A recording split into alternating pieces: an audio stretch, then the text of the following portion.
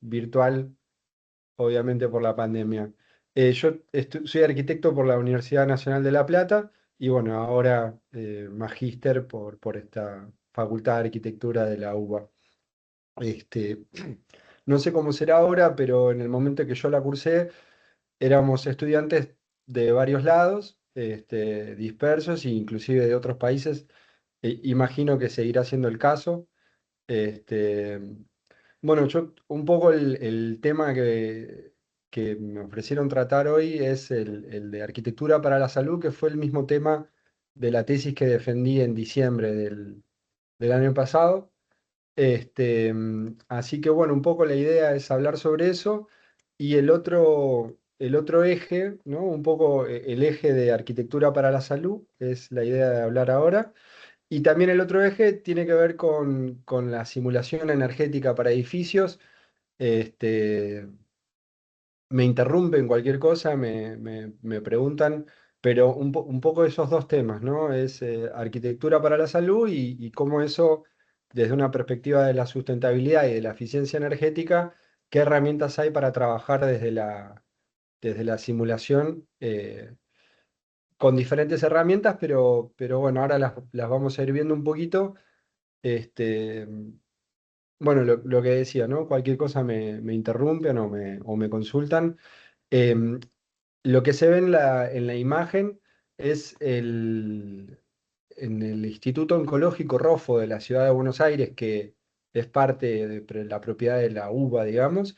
Es un hospital universitario, pero es oncológico, es un instituto, ocupa una manzana entera, son varios edificios.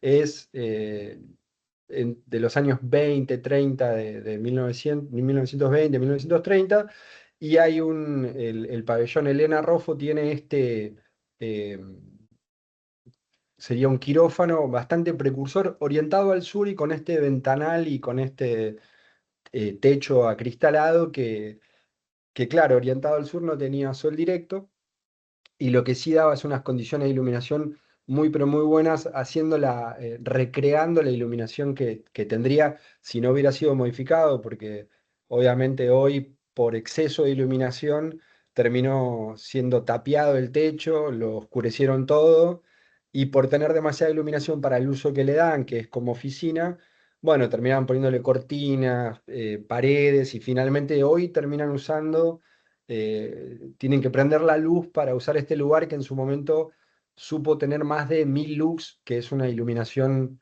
suficiente como para llevar a cabo una operación. Bueno, ese fue un poco el punto de partida, encontrar que había edificios, parte de nuestro patrimonio, que tienen como incorporadas estrategias que al día de hoy vemos útiles en edificios y mucho más cuando es en edificios para la salud.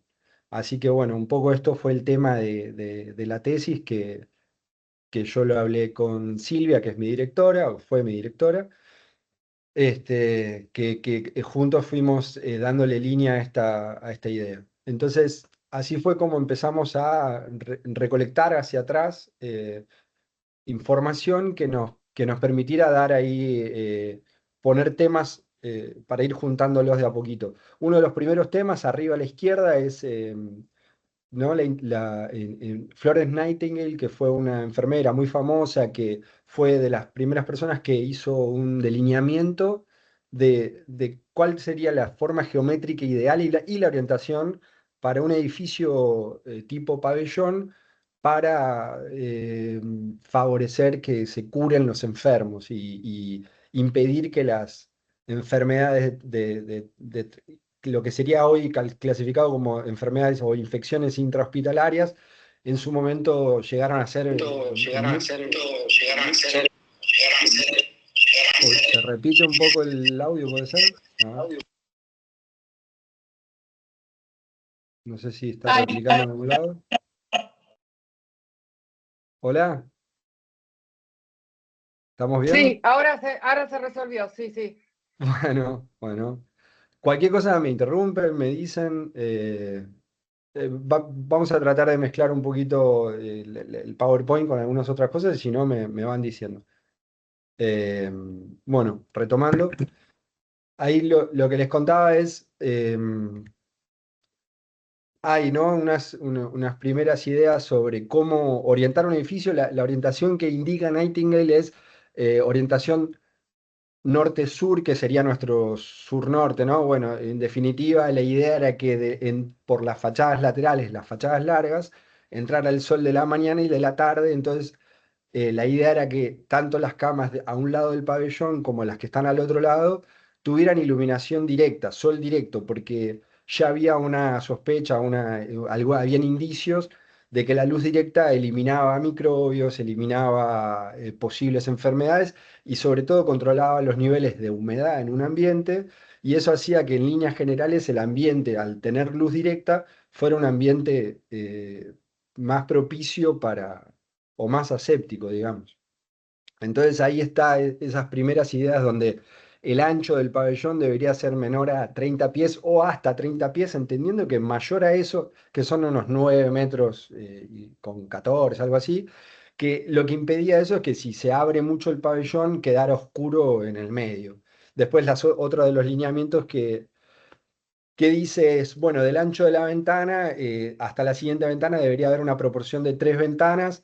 Esto en esta imagen que recreamos para la tesis, hay una imagen mejor que ahora la vamos a ver a continuación, que es que la disposición de las camas no tiene necesariamente que tener lugar a ambos lados, pueden ir de a dos y va teniendo eso como una evolución propia. Pero bueno, también la otra idea es de que haya un antepecho. También esto, después haciendo pruebas, tiene que ver un poco con que si ese antepecho no estuviera, las condiciones de iluminación no mejoran tanto. Entonces entiendo yo que a manera de respaldo tiene mucho más sentido. Después, en 1879 hay un caso de un hospital ya demolido que tenía en el quinto piso, esto es en Nueva York, tenía un solarium ya incorporado el hospital. Entonces, de esta manera, los pacientes que estaban en el hospital podían subir al último piso y tener lo que ya en la época se trataban de tratamientos de baños de sol o tratamientos bajo la luz del sol. En ciudades, ¿no? Bueno, como Nueva York, que no es como, no es, es un clima que tampoco tiene tanta radiación solar o puede tener inviernos con menores cantidades de radiación solar. Eh, Después, entre los temas que van surgiendo en la arquitectura para la salud, está la introducción del ácido carbólico, que es el ácido que se ve en el spray en la imagen abajo a la izquierda, en 1882.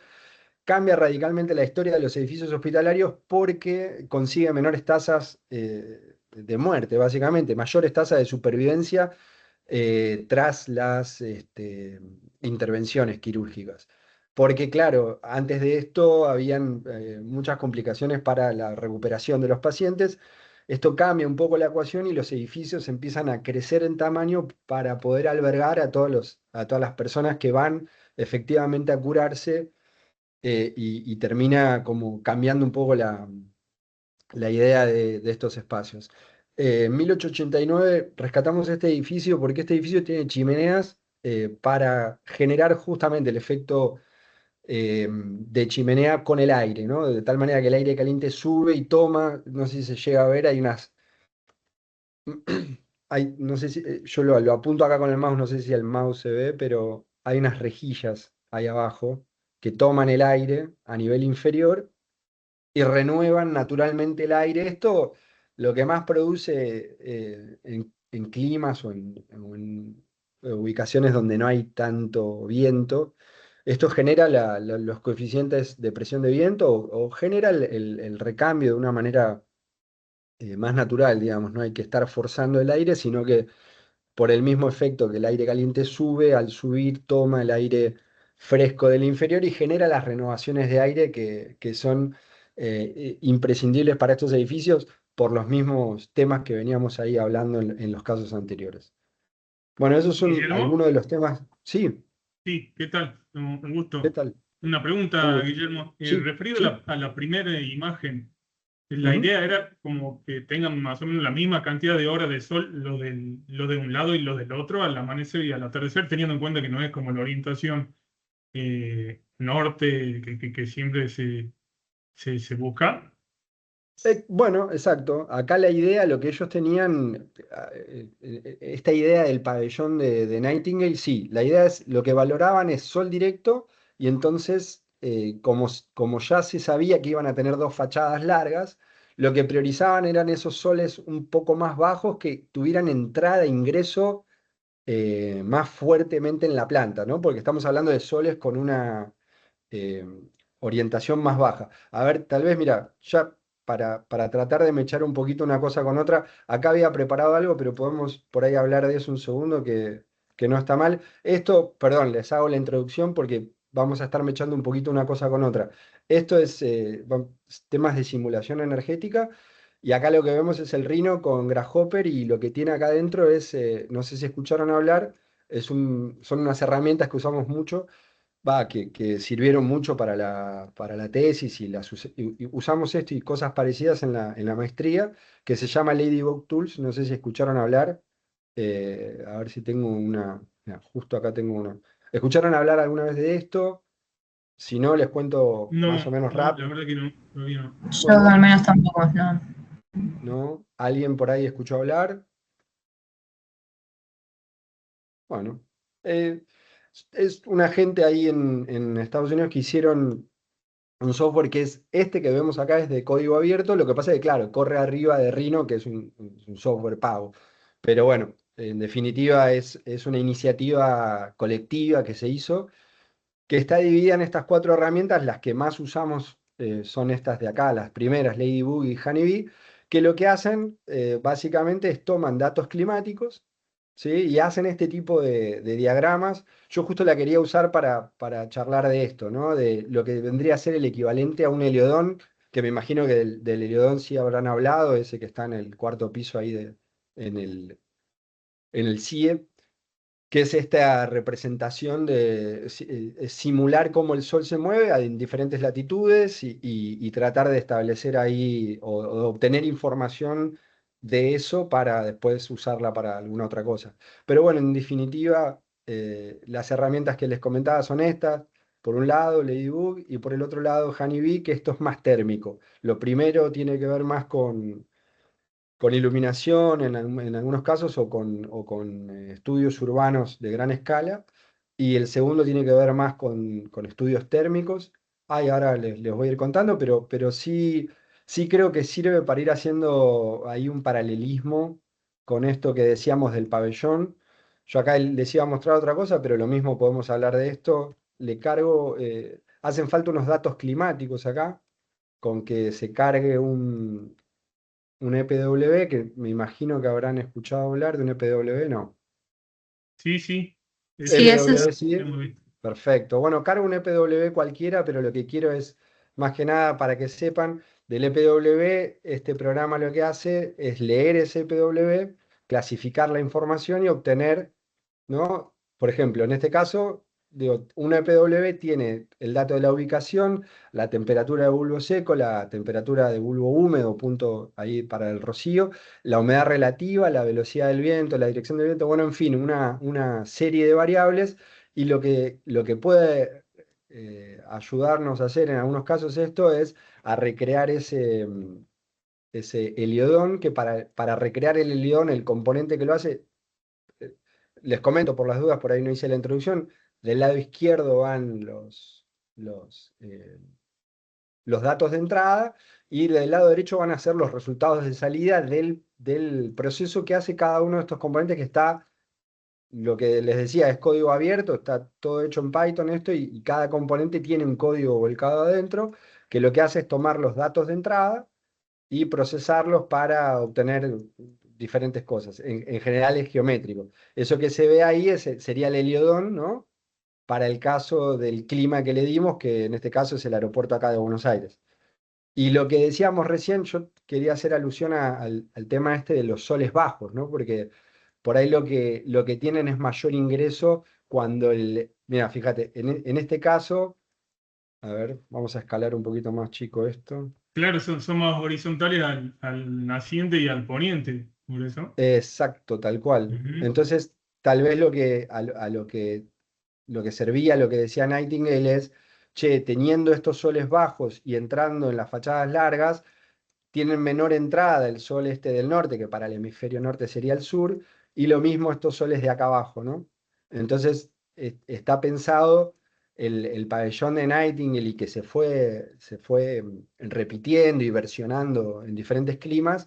La idea era alinearlo de esta manera, de tal manera que el sol tuviera un ingreso más pronunciado, y entrando ahí a la mayor parte de la planta y invadiendo, digamos, esas camas a cada lado. Creo que acá hay, mira, justo acá hay otro caso que ya la foto es sobre un pabellón que ya está, si se quiere, equipado, ¿viste? Como que es un poquito posterior, es 1920 esto, y entiendo que en Estados Unidos, pero la idea es esa, ¿no? Se replica, es un pabellón orientado en el hemisferio norte, de norte a sur, o de sur a norte, con ese eje lineal, y teniendo acceso, ¿no? de sol directo por ambas ventanas, y sí, ese sol se supone que tenía que pegar inclusive en la cama en los pacientes. Eso es un poco la idea que se fue replicando y que tiene que ver con esta arquitectura pabellonar, que me imagino habrán escuchado hablar cuando se habla de arquitectura para la salud o edificios para la salud. Em, bueno, también, ¿no? Más adelante en el tiempo, unos años después, hay todo un desarrollo también de la industria del vidrio y que fue acompañándose por diversos ejemplos donde se usaba estos baños de sol en diferentes tratamientos, asociando eh, a que tanto los pacientes que recibieran sol, pero como los ambientes que reciben sol, tienen mejores condiciones para el recupero de los pacientes. Esto es un ejemplo que rescaté también de Estados Unidos, pero de algo que puede haber motivado esto que vemos en Buenos Aires, en el ROFO, de tener un quirófano con iluminación natural, también tiene que ver con una cuestión tecnológica. Esto es de 1902, el del ROFO es 1920. En la época, no sé si también tenía un sentido, digamos, hoy con la tecnología por ahí es muy fácilmente replicable, pero en aquel momento tal vez tener 1000 lux en la mesa de trabajo no sería tan fácil o llevaría calor incorporado o bueno, la cuestión es que sí tenía un sentido poder hacer un quirófano con iluminación natural y que esa iluminación natural llegara a niveles suficientes como para plantearse a hacer una operación ahí. Bueno, un poco algunos ejemplos más sobre esto de los baños de sol, inclusive diversas enfermedades tuvieron como principal herramienta de tratamiento esto de la radiación solar. Inclusive, ¿no? Obviamente, cuanto más frío el clima, más lógica tendría esto. Después hay ejemplos locales, ¿no? que fuimos mechando ahí con Silvia de encontrar ejemplos donde, esto es en Burucuyá de Amancio Williams, que también es muy conocido, pero que después tuvo esta gran cubierta que lo protege como una gran estrategia de sombra para el verano y permitiendo la ventilación de todos estos espacios. Es algo que después, uy, perdón, se hicieron algunos estudios ahí, algunas maquetas y estudios de viento para entender si estas estrategias, como no se construyó, para entender si estas estrategias tenían sentido, y claro, sí, obvio, tienen todo el sentido del mundo. Y acá está arriba a la izquierda está, ¿no? Esta imagen de decir, bueno, lo pruebo con un heliodón y entonces evalúo si las sombras realmente están trabajando como necesitamos, si los espacios que se generan están bien, si en un túnel de viento los movimientos de aire y los coeficientes de presión en fachada, que son los que después motivan el recambio de aire, también están alineados. Y bueno, claro, sí, son ejemplos que sirven para rescatar que estas herramientas tienen sentido en edificios para la salud. Después, bueno, algunos otros ejemplos que fui buscando, sobre todo porque después hay algunos edificios de Filgueiras Lima, LLE, pero bueno, el edificio Larkin eh, que es un edificio que está en Estados Unidos, de Frank Lloyd Wright, ya tenía también esta idea de movimiento natural de aire, o sea, estrategias donde el edificio ya viene, por ejemplo, con chimeneas para permitir la ventilación natural por efecto justamente chimenea, que creo que en inglés es stack, ¿no? Es esto de esta idea de que el edificio pueda respirar, que tenga una salida de aire, que esa salida de aire motive la entrada de aire y que de esa manera, aún en días con poco viento, se puedan generar renovaciones de aire suficientes para que los ocupantes no tengan que respirar el dióxido de carbono que emite el otro, o lo mismo si fuera alguna posible infección aérea o demás. Bueno, este es el caso que les decía, Filgueiras Lima, también es otro caso, ¿no? En este caso creo que es ingeniero, que hizo una serie de edificios, sobre todo la red Sara Kubitschek de hospitales en Brasil, donde se mezcla arquitectura de esto con elementos prefabricados o hechos a gran escala, porque la idea era poder producirlos un poco en serie o tener elementos que se repitieran. Entonces acá trabaja mucho la iluminación natural, la ventilación natural y la ventilación casi te diría híbrida, porque hay creo un ejemplo un poco más acá.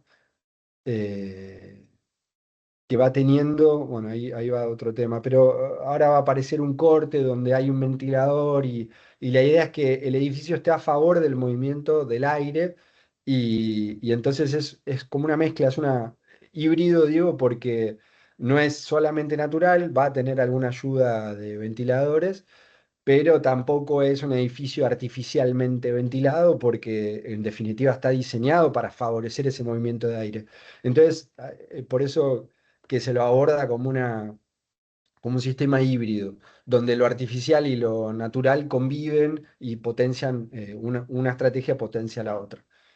Hay algunos esquemas y diagramas más, hay variaciones entre los hospitales que va proponiendo, hay una evolución tipológica, ¿no? Se puede ver de izquierda a derecha en el 68, en el 75 más adelante, en el 91, en el 92, bueno, y ya más acá en el tiempo.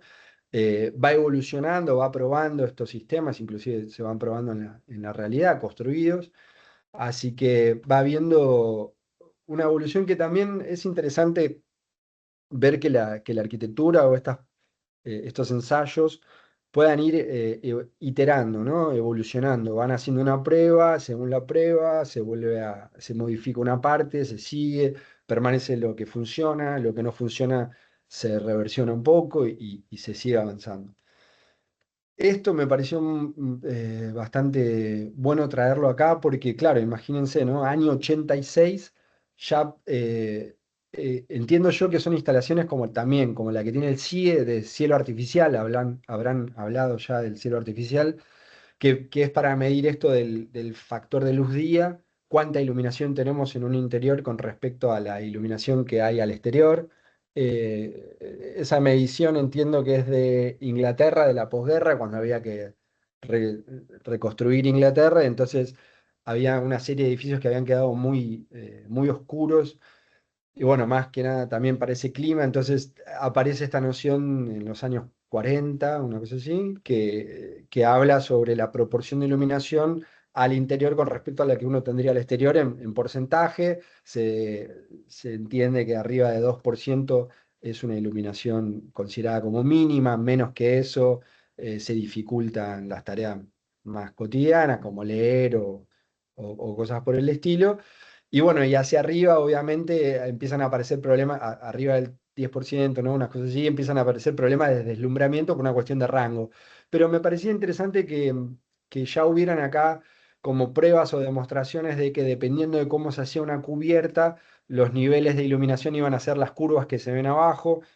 Eh, bueno, es bastante elocuente, ¿no? La arquitectura esta donde el techo deja de ser una losa plana o algo sin perforaciones y empieza a trabajarse los niveles de iluminación a través de una estructura de cubierta repetitiva. Después, acá lo mismo, ¿no? hay bastante trabajo sobre el rebote del sol, sobre el movimiento del aire dentro del edificio. Eh, Creo que son ejemplos que están muy bien y son para replicar en términos de que el diseño de un edificio debería contemplar cómo se ilumina naturalmente el espacio y cómo se ventila. Aún sea la ventilación híbrida, ¿no? Como es el caso de los edificios de Lelé.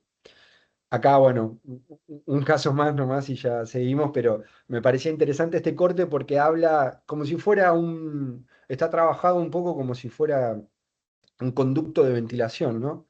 Pero claro, sin embargo, el conducto de ventilación eh, tiene un ventilador, pero está pensado para tomar aire ya humidificado ¿no? Con un descenso de temperatura por ese aporte de la transpiración o de la evapotranspiración ahí del aporte de humedad del agua. Entonces tenés un enfriamiento evaporativo del aire y ese aire enfriado después es inyectado desde la parte inferior de la planta y bueno, y tiene un diseño y ese diseño acompaña la arquitectura y está pensado como justamente para lograr buenas renovaciones de aire y a una temperatura más fresca, en climas cálidos, Guillermo, ¿no? Obviamente. Sí, perdón, obvio. otra pregunta. Ahí en la foto de arriba, que es una Ajá. simulación, ¿con qué software lo hacen? Porque estábamos Eh, buscando algo de eso y no teníamos mucha claridad en cuanto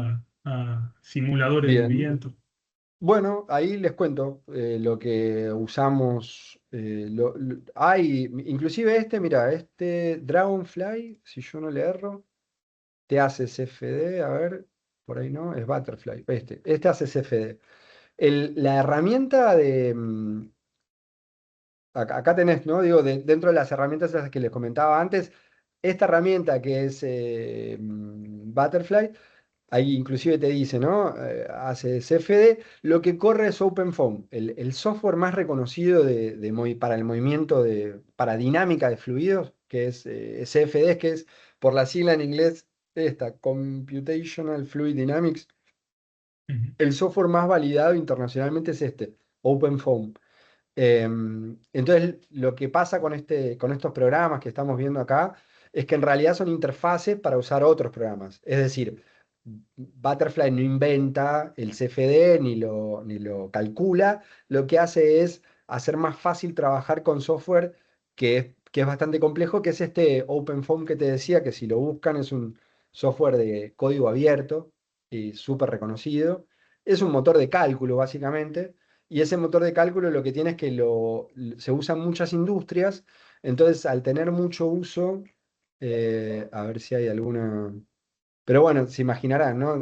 Se usa desde transporte hasta, ¿no? Como para hacer túnel de viento, ensayos de la industria automotriz, o se usa para ventilación, justamente. Bueno, tenés de todo, pero el software tal vez más usado sí es este OpenFOAM. Y después, para arquitectura, tal vez hay veces que no es el fuerte de estas herramientas, se puede usar claramente. Acá vas a ver casos de CFD interior, CFD exterior, inclusive acá está, estos casos de acá donde ves temperatura está combinado con datos de radiación, ¿viste? Y lo mismo acá que estás viendo dinámica de fluidos, pero agregado la disipación de calor o esto de aire frío, aire caliente y demás. Yo encontré una herramienta que también sería, ¿cómo es? Equiparable a Butterfly, que se llama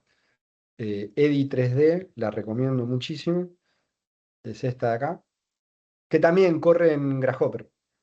Tiene este sistema de componentes y demás que vienen ya preensamblados y tiene un sistema donde esto que ven acá son los perfiles de viento, esa es la gente que lo programó, entiendo yo, sí, es código abierto y tenés, a ver si hay algo por acá, si no les muestro ahora más adelante, vamos a ver un poquito de esto también. Eh, a ver si hay alguno que esté. Bueno, ahí tenés tutoriales, pero yo creo que se entiende, ¿no? Un poco se hacen cajas donde dentro de esa caja de dominio se ponen los objetos a ensayar como si fuera un túnel de viento, cuando el CFD es exterior, y entonces se define un perfil de viento, una velocidad, un tipo de cálculo con algunos parámetros, y corre la simulación. Para que te hagas una idea, yo lo debo tener acá hasta al lado, mira, acá está. Puedo abrir un archivo nuevo y les muestro rápidamente, por lo menos, qué es lo que verían. El programa instalado lo que te trae es este componente que tiene los que le llaman estos templates o archivos base, y entonces uno le puede pedir directamente un estudio anual de viento, y debería ahora carga la combinación de componentes que corren eso mismo. Acá viene, bueno, mira, justamente lo que les decía antes, el EPW, por si quieren hacer cálculos ahí de confort. Viene estos componentes que lo que hacen acá vienen las direcciones de viento. Esto de acá es la velocidad con la cual podrías probar eventualmente, ¿no? Asociada a cada una de esas direcciones, pero con una dirección de viento y una velocidad es suficiente. Esto genera el perfil de viento. Esto de acá es la caja de la simulación, que esos son los edificios que se simulan, con lo cual la caja tiene que contenerlos. Está acá afuera. Esta es, perdón, no lo aclaré, esto es la simulación anual que contempla todas esas direcciones de viento. Una simulación tipo túnel de viento es un poco más simple. A ver si voy para atrás y cargo una. A ver, o directamente cargo acá. Ahí. Bueno, claro, la superpone. Para que la corro para el costado. Vamos a sacar esto de acá. Pero bueno, para que se hagan una idea, esta otra es un poco más simple porque tiene una sola dirección. Lo que se hace es trabajar con una caja de dominio, ¿no? Los mismos componentes. Acá viene la geometría que se estudia, que son esos edificios en este caso que viene dado. Y esto genera una caja que contiene esas geometrías y tiene esa dirección de viento que se ve en la flecha ahí. Entonces hay una cara de entrada, digamos. Esa cara de acá es la cara de entrada, esta otra es la cara de salida. Ese es el túnel de viento que se le puede dar las medidas que uno necesite. Y ahí adentro vienen entonces las geometrías que uno simula, que son esas de ahí. Ahora, más adelante en la presentación les muestro los resultados de esto y qué se puede ir obteniendo, pero sí les dejo el software este es EDI 3D. Y eso es un poco la interfaz, ¿no? Como para verlo. No sé si eh, para obtener resultados parecidos a estos, lo que se hace es, al final, se le hace un postproceso, ¿no? Esto saca unos resultados y deja una ventana abierta para ir a este software que visualiza como ese otro que estás viendo, que se llama ParaView, y que con esto lo que hace es arrancarlo.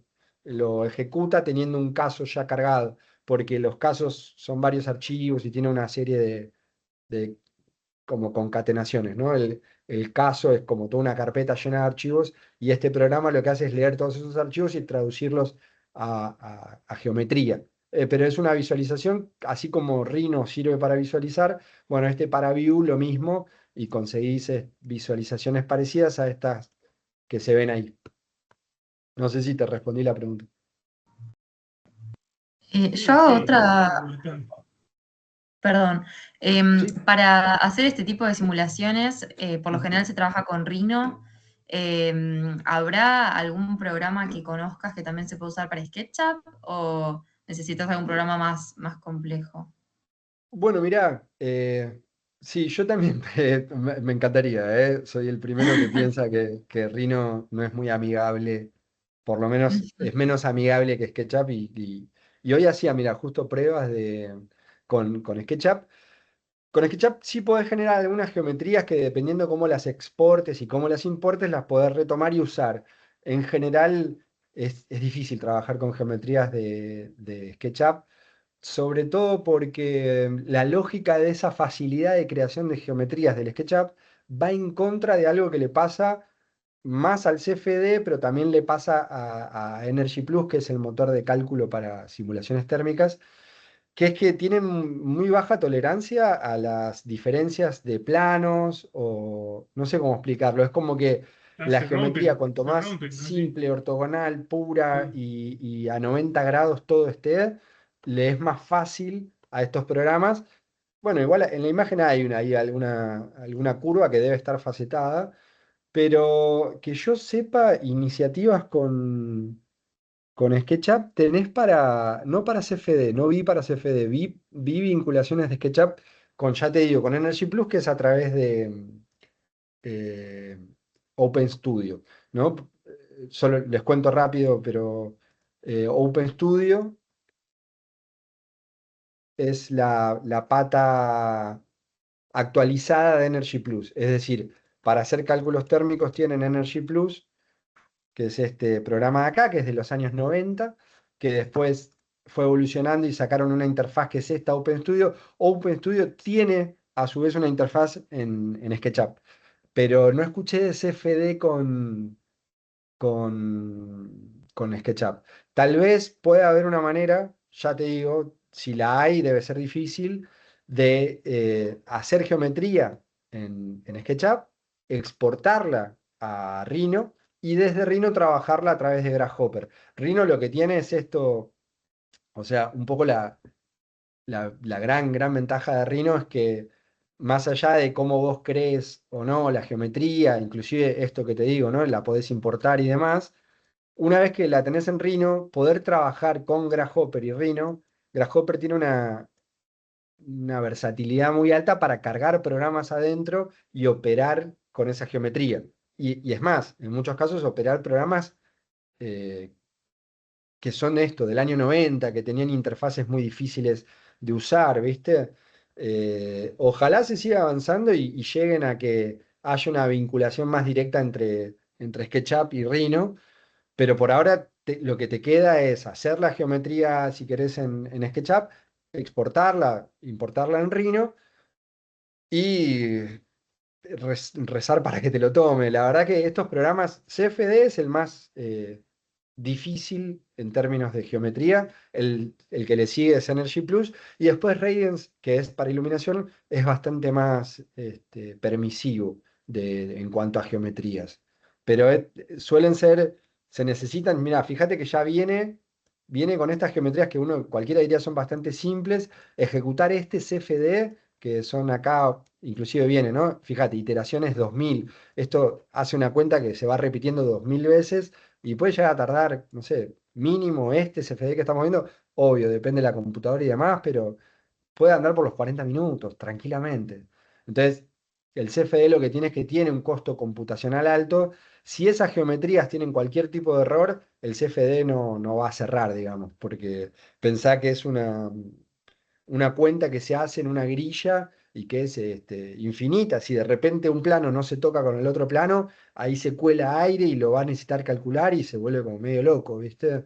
En ese sentido, yo recomendaría, creo que vale la pena inclusive aprender a hacer cajas en Rhino, ¿no? Porque inclusive para movimiento de aire exterior, muchas veces alcanza con hacer cajas, que son aproximaciones o abstracciones del edificio que uno está queriendo probar, digamos. Claro, No sé sí, si, sí, perfecto. no sé si respondí la pregunta más o menos. Sí, sí, está claro, está claro. Hay que amigarse un poco Sí. con Rino. Claro, yo lo recomiendo, pues inclusive yo hacía mucho eso, ¿eh? No para CFD, pero sí lo hacía para simulaciones de energía. Me quedaba más cómodo hacer la maqueta en SketchUp, la traía acá o sea, a Rhino y la trabajaba con Grasshopper, y al final tenía que desandar tanto el camino para volver a andarlo que ¿viste? La ventaja se terminaba diluyendo, digamos. Claro, bueno, bueno, buenísimo. Gracias. Ok. Bueno, retomando un poco ahí, la idea era encontrar entonces casos de arquitectura, de edificios para la salud, donde estuvieran volcados un poco todos estos temas. Acá encontré, ¿no? Un dibujo, este es un libro que es bastante conocido, pero bueno, tiene unos esquemas que están bastante bien para resumir un poco las líneas de tipos de edificios para la salud, porque claro, inclusive justo en la tesis yo volqué 3 casos de estudio que me ayudó, bueno, Silvia y Martín y mucha más gente. Nos ayudaron a conseguir edificios para que sean casos de estudio. Se consiguieron 3 casos. Uno es el ROFO, vendría a ser algún punto antes de la bifurcación. Edificios pabellonales, pero tal vez no tan repartidos en planta y no con un pasillo cubierto interior que los integre, pero sí responde a esa lógica, a una lógica más por este estadio. Y después los otros dos son el Fino Quieto, ahí en la Avenida Córdoba, en Buenos Aires también. Los tres son en Buenos Aires. Este Rofo es público y el Finoquito y la ampliación del alemán son de carácter privado, que vendrían por lo menos el alemán vendría a ser más un bloque, sin esta idea de bloque y basamento, al ser un edificio que es ampliación, tampoco tiene que resolver todas las funciones, tiene algunas funciones delegadas, principalmente algunos quirófanos y después más que nada internación. Y el Finoquieto también vendría a ser un bloque, tal vez bloque basamento porque es un terreno que da la vuelta. Pero bueno, en definitiva nosotros para poder avanzar con la tesis también nos quedamos con los sectores de internación, digamos. Y este es el caso de arquitectura para la salud, pero edificio público, que les comentaba, la de abajo a la derecha es la foto que usamos para contrastar un poco estas simulaciones de iluminación natural hecha con Radiance, que calcula, ¿no? Como desde el punto de vista de un observador, qué iluminación llega hasta ese espacio. Y lo que ven es un poco esto, ¿no? Arriba a la izquierda es la implantación de este instituto oncológico que va teniendo una serie de edificios y nosotros trabajamos sobre el que dice acá 12, que es el edificio modelo, es un edificio de planta baja más 5 y nos quedamos con el sector de internación. Acá está también un poco resumida la evolución tipológica, que acá nos parecía que por ahí se ve más claro, ¿no? ¿Dónde empieza y dónde termina?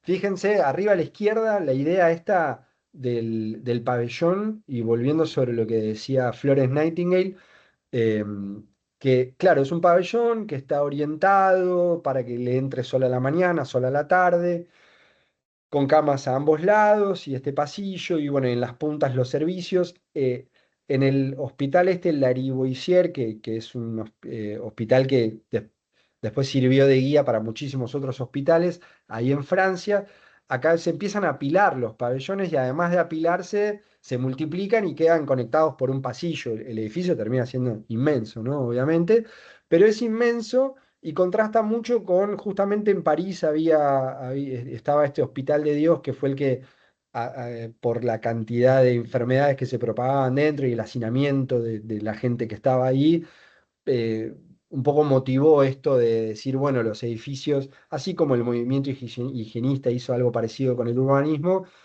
para la arquitectura hospitalaria fue un poco un emblema, ¿no? El Hospital Lariboisière, porque era pabellonar, podía apilar los pabellones y podía conectarlos con pasillos grandes y de esta manera conseguir un edificio muy, muy grande, con muchísima capacidad, pero que estaba naturalmente iluminado y naturalmente ventilado. Entonces, con escasísima tecnología y adaptado a su época, podía tener ambientes sanos y saludables y conseguir mejor la recuperación de los pacientes, que es el objetivo.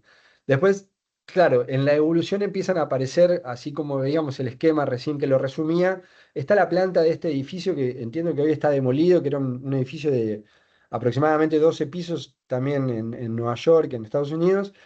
Y claro, ya no hay una orientación única para estos pabellones, ahora empiezan a estar casi en cualquier dirección.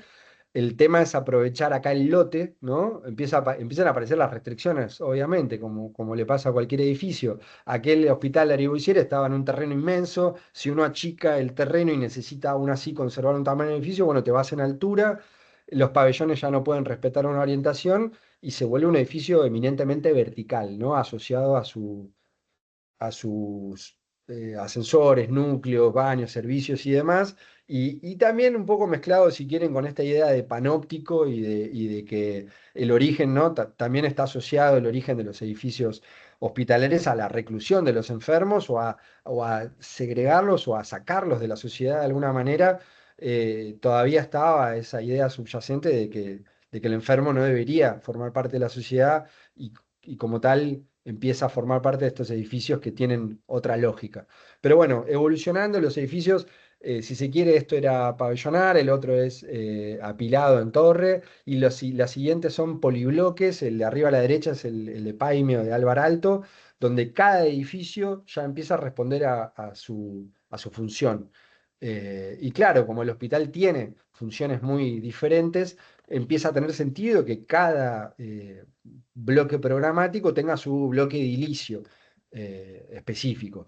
Abajo a la izquierda está la tipología basamento y bloque. Basamento, ¿no? Esta idea horizontal más asociada a diagnóstico, a consultorios, a administración, bueno, un montón de funciones que el hospital tiene que no son específicamente, por ejemplo, la internación, que sí la internación por su carácter repetitivo y demás, termina siendo ese bloque y queda el hospital diferenciado, ¿no? Entre un tipo de funciones programáticas que tienen más sentido que estén en la planta baja, más públicas, con mayor provisión y llegada tanto de pacientes, mercadería y demás, y con circulaciones privadas y públicas, un poco más complejas, ese basamento, y la torre por otro lado. El de abajo al medio es el que se considera, creo que es el Hospital McMaster ahí en Canadá, y esto ya es lo que le llaman la arquitectura sistémica, donde se empieza a trabajar en una grilla, inclusive, bueno, hay un movimiento arquitectónico también creo que de los 60, 70, que habla sobre esto, ¿no? De que un edificio podría eventualmente, apuntando a la flexibilidad máxima que un poco le va pasando al hospital, que con los cambios de tecnología empiezan a requerir cambiar los equipos y con el cambio de equipo necesitan cambiar la sala, entonces las particiones que estaban no sirven, hay que hacer nuevas. Y bueno, maximizando esa idea de flexibilidad, empiezan a aparecer estos edificios en grilla, donde ya se trabaja todo por módulos y todo es prefabricado, lo que hoy sirve para un uso, al no tener particiones internas, sirve después para otro. Pero claro, nos deja el esquema de abajo a la derecha, donde a diferencia, ¿no? Inclusive hagan la contraposición con el primero. Ay, voy hasta allá, perdón. Quería Perdona que te ampliar. moleste. Sí, Anabel obvio. levantó la mano, no sé si ya te preguntó o te quiere preguntar algo. A ver, ya estamos. Venimos acá. Ay, me olvidé que me quedé levantada, pero en el programa que estuviste mostrando antes, Ujú, sí, no me quedó claro si, porque vos dijiste, cargas el archivo WP, el de los datos del clima, sí.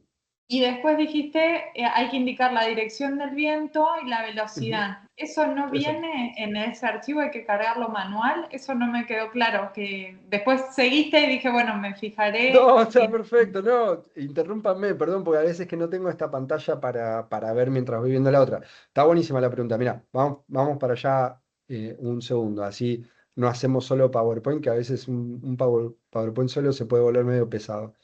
Mira, voy al otro acá y hablamos sobre. Me saco esto de acá. Un segundo. Y sí, este es los datos que trae el EPW son estos. Como vos dijiste, tal cual, es así. Para que apago esto. Corro un poquito. Sí hay datos de vientos acá, con lo cual uno debería poder verlos. Trae esto de la herramienta, volviendo sobre Ladybug, trae una rosa de vientos. A ver si... Windrose, vamos a buscarla acá un segundo. LB View Rose. View Rose, no. Es la de. Un segundo, Windrose estaba ahí, mira. LB Windrose. Bueno, lo que va a necesitar para mostrarte la información que tiene de vientos es justamente la data. Vos podrías darle la velocidad del viento y la dirección del viento y automáticamente se genera acá, para que lo pongo en planta. eh, y vamos a, para que le pongo, trae un visualizador acá.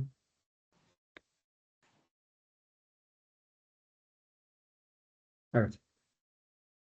Y es esto. Bueno, a ver. Esto sería sin editar. Lo que estamos viendo sería, para el caso del aeropuerto Newbery, las mediciones anuales o los registros anuales de viento en metros por segundo, con las direcciones y la frecuencia en horas, ¿no? De cuánto tiempo a cada velocidad tenés esto. Una manera de filtrarlo para tener por ahí datos. Uno querría saber, por ejemplo, vientos fuertes, ¿no? Lo podés filtrar por el año si querés también, por la época del año. Digo, uno quisiera saber, no sé, quiero saber los de invierno o quiero saber los de una determinada velocidad. Ponele, para saber mayores a tal velocidad, uno tiene la oportunidad de hacerlo por acá. Statement. Claro, acá va la declaración, no sé, sería menor, esto es mayor. Y creo que tendría que ser a 5. A ver ahí. No, es solamente mayor.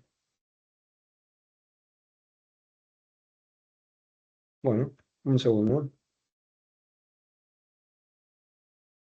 Ah, hay que ponerle A mayor a 5. Ahí está. Bueno, ahí lo que hace es filtrar, digo, es la misma imagen, pero ahora filtra y solo nos muestra a veces la escala acá a la derecha. En la referencia solo muestra valores a partir de 5 porque lo que le pedí es, che, de los datos que están entrando acá en data, que es la velocidad del viento, de la velocidad del viento, quédate con los vientos que son mayores a 5 metros por segundo. Pero bueno, en definitiva te van dando una idea, ¿no? Por ejemplo, para acá, para el aeropuerto de Newbery, si uno se hace esta pregunta de, che, ¿cuáles son los vientos más fuertes y frecuentes, de qué direcciones son más frecuentes? Bueno, sale un poco la idea de que son en esta dirección, provenientes de esta dirección. Perfecto, o sea, Eh, no lo cargaste manual, sino que desplegaste la parte donde está de los datos que ya vienen en el archivo y lo uniste, que fue lo que hiciste recién. No bueno, más cargaste o menos. manualmente la dirección y la velocidad, simplemente, bueno, como que lo uniste y ahora podés filtrar si fuera necesario. Más o menos, es a mitad de camino entre las dos cosas, porque no es manual, porque yo no me estoy inventando esto viene como dato en una PW, pero cuando estás haciendo la simulación, cambio ahora y pongo el archivo este de vuelta, el del CFD, acá cuando te pide la dirección te la pide en términos desde 0 a 360, ¿no? Como si fuera todo el abanico de posibilidades en grados de los 360 grados. Acá sí es, si se quiere, entre comillas, manual, porque acá yo debería poner esa dirección. La dirección que estábamos hablando recién, a ver, lo pongo en planta. ¿Ves esa flechita que está ahí, que está asociado al 19? Le cuesta un Sí, poco, pero si lo va girando, va girando. ¿Sí? ok. Claro, yo tendría que hacer acá un slider que te diga de 1 a 360 y conseguir replicar la misma, no sé, por ahí 100 me quedé corto, pero será 103, no sé, vas haciendo. Y conseguís la misma dirección, por ahí será 115. eh, Digo, pero buscar la misma dirección acá que la que tenías en el archivo anterior, que acá. O sea, en realidad usás una herramienta para que el dato que obtenés en una herramienta lo pasás a la otra herramienta. Bueno, gracias. ¿Puede ser? ¿No? ¿No cierra? Sí, no, igual vas rapidísimo yo no domino nada del programa, Ah, pero no, por lo no, menos perdón, perdón. me quedó claro cómo hiciste con los datos, que eso no había entendido la primera vez. Sí, yo, a ver, entiendo que todo esto es, como es, ajeno a muchísima gente y que no hay por qué manejarlo. Hay herramientas obviamente mucho más simples. Esta tiene esta particularidad de que son estos componentes, ¿no? Que van trabajando, que se van conectando unos con otros.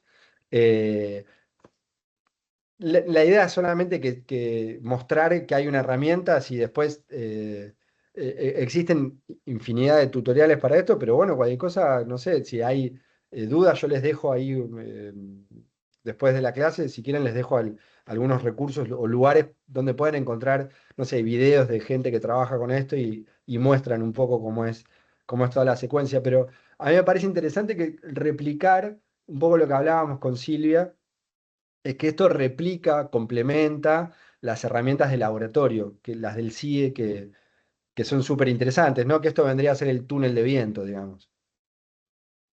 Bueno, Y gracias. después nos querés dejar esos recursos, creo que todos lo vamos a agradecer. Dale, obvio, obvio, obvio. Fundamentalmente tiene que ver con este que les mostraba antes. Esta página se las recomiendo muchísimo. Para llegar a la página es literalmente esto, Ladybook Tools. Primer resultado. Acá en general está explicado todo cómo bueno, ahí les explica, ¿no? Esto es código abierto, está validado, tiene una comunidad, está hecho en Python, es paramétrico, lo descargó ya un montón de gente, bueno, en fin. Obviamente tiene la parte negativa que está en inglés, pero es este universo de cosas que ahora inclusive está en la presentación. Uy, desde acá un poco van a ver qué se conecta con qué. Ahora después un poquito les explico cuál es cada uno, pero sí, ni hablar. Les dejo ahí algunas páginas para que puedan ir chusmeando qué hay disponible. Esto un poco la ventaja que tiene esta herramienta contra muchísimas otras que hay, que está lleno, es que esta integra en un solo lugar estudios de iluminación, estudios de temperatura y estudios de viento, en un mismo lugar. Por ahí esa es la gran ventaja que tiene, contra otras herramientas que las hay. Pero sí, ni hablar, después yo les dejo, como es, recursos para que puedan ir, visitar y lo mismo si me tienen que hacer alguna consulta, me la hacen, yo encantado de la vida. Buenísimo, gracias. De nada. Bueno, y nada, volviendo a esto, la conclusión a donde quería un poco llegar para el siguiente paso es, bueno, los edificios estos sistémicos que producen cortes como el de abajo a la derecha, son edificios que empiezan a dejar de tener relación con el exterior, empiezan a dejar de tener iluminación natural porque ya todo lo resuelve este cielo raso, técnico, lo mismo la ventilación, entonces edificios que podrían haber sido naturalmente ventilados, naturalmente iluminados, empiezan a ser como fábricas, ¿no? Fábricas donde lo que está pensado es que el equipamiento médico entre bien, que se pueda cambiar el equipamiento el día de mañana, tirar todo abajo, poner otro equipamiento, volver a armar y entre comillas funciona, pero claro, ese entre comillas funciona en el camino a lo que había antes, por lo menos en términos de arquitectura para la salud, es una involución y es una pérdida de la conexión del edificio con el exterior y de pérdida de recursos mínimos como el asoleamiento y la ventilación.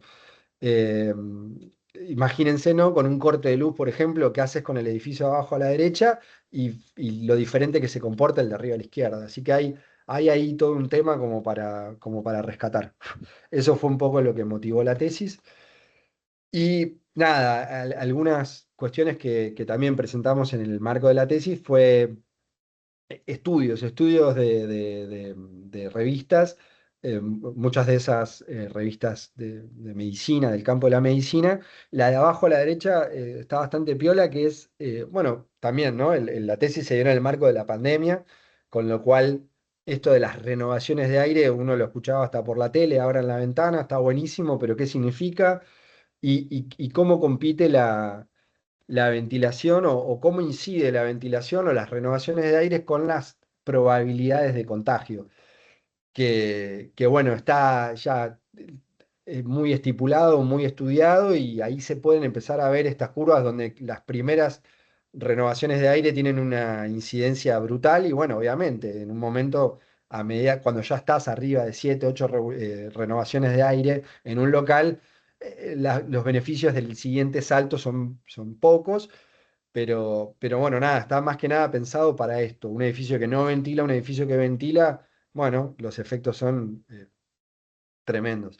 Este otro estudio está bastante piola que habla sobre la diferencia de la efectividad que tiene la ventilación natural contra la ventilación mecánica. Por ahí a color sería más interesante, pero traten de distinguir los dos grises y sobre todo el que es blanco, ¿no? Las ventanas cerradas, por un lado, la ventilación mecánica y el eje vertical es la ventilación absoluta en metros cúbicos hora. Entonces, está dividido en dos escenarios, vientos bajos, menores a 2 kilómetros por hora, y bueno, vientos mayores, mayores coeficientes de presión en ventanas, con mejores renovaciones de aire. Pero lo más importante para mí, para rescatar de este gráfico, es la diferencia absurda que hay entre las renovaciones que se pueden conseguir por ventilación mecánica a las renovaciones que se pueden conseguir por ventilación natural. Digo porque también sale mucho el tema de decir, bueno, el edificio, la ventana no abre. No, no abre y hay quien te dice, no abre la ventana, pero no te preocupes que acá tenemos un sistema de renovaciones de aires mecánico, entonces no necesitamos abrir la ventana. Bueno, perfecto. Está bien, no hay problema, pero sepamos que el edificio que respira artificialmente ni siquiera respira bien.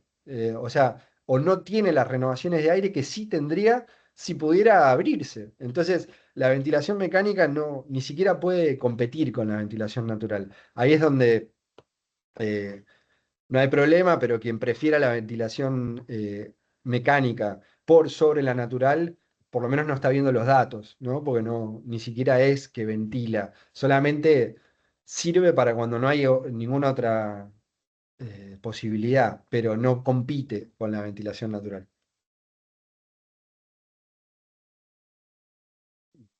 Perdón, esto ya es pasando a iluminación, también estudios que hablan eh, esto es en Asia. Está medida, está buenísimo, están medidos los días de internación promedio para habitaciones con diferentes orientaciones. Y encontraron, obviamente, que las orientaciones, en este caso creo que es sureste y noroeste, pero para hemisferio norte, con lo cual lo que aparece acá como sur sería nuestro norte, bueno, en definitiva, orientaciones al norte, orientaciones con mejores condiciones de iluminación, asociadas a menores tiempos de internación de pacientes, directamente. Entonces se encuentra una relación directa entre que el espacio donde el paciente se recupera está mejor iluminado, bueno, entonces se recupera en menos tiempo. Evidencia científica y puesta ahí a disposición. Después, bueno, obviamente está el cruce entre, vemos estos datos, pero también nosotros tenemos las herramientas ahí arriba el diagrama de las estrategias, el de Giboni, arriba a la derecha está la humedad relativa y los diferentes situaciones que pasan en los hospitales, que es el crecimiento de bacterias, de virus, de hongos, de enfermedades respiratorias. Bueno, a lo que va, a lo que apunta es a entender de que los porcentajes de humedad relativa del aire no pueden ser ni muy bajos ni muy altos. Hay que manejarse en una banda porque abajo de la banda hay problemas, arriba de la banda hay problemas. Estás hablando de entre 30 y 60% de humedad relativa. Y justamente la iluminación directa, el sol directo que veíamos en los pabellones de Nightingale, tienen un efecto controlador de la humedad relativa, ¿no? Es como habitaciones donde nunca entra el sol, son espacios donde es más probable que tengas humedades relativas muy altas. Entonces, ahí hay algo a controlar y a tener en cuenta en los espacios estos de arquitectura para la salud. Y después, abajo a la izquierda hay una concentración de partículas por millón de dióxido de carbono y los metros cúbicos por persona que un lugar tiene, ¿no? Que un espacio tiene. Entonces, obviamente, a mayor este, volumen de aire, bueno, mejores son las condiciones para que no haya, que nadie esté inhalando el dióxido de carbono del otro. Y tiene que ver esto con las enfermedades de transmisión aérea. Y abajo a la derecha están estudiados, que se escucha hablar un montón del síntoma o del síndrome del edificio enfermo, que son edificios un poco también, ¿no? Retomando con esa idea de edificios en grilla, donde ya no hay conexión con el exterior y demás, empieza a pasar que se relevan casos de fatiga, bueno, sensación de dolor de cabeza, pesadez en la cabeza, náuseas, dificultades para concentrarse, todo eso asociado a que hay pocas renovaciones de aire. Entonces, cuando hay pocas renovaciones de aire, se entiende que el edificio está enfermo, pero enferma a sus ocupantes. Entonces, un poco relacionado con esta idea de las renovaciones de aire, de si cuántas son las renovaciones de aire para llegar a un mínimo y cómo influye la ventilación natural en esto.